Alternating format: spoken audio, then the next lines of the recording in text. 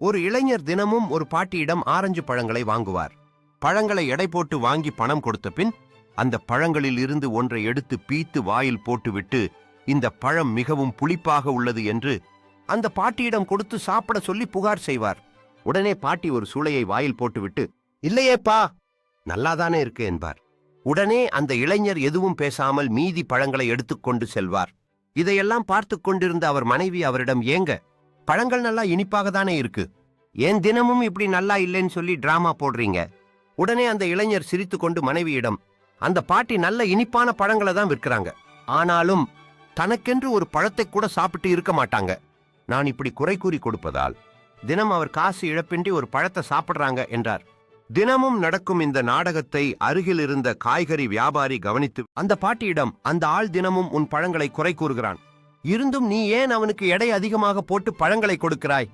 உடனே அந்த பாட்டி புன்னகைத்துவிட்டு, அவன் என்னை தினமும் ஒரு பழத்தை சாப்பிட வைப்பதற்காகவே இப்படி குறை கூறுவது போல கூறி கொடுத்து சாப்பிட வைக்கிறான்.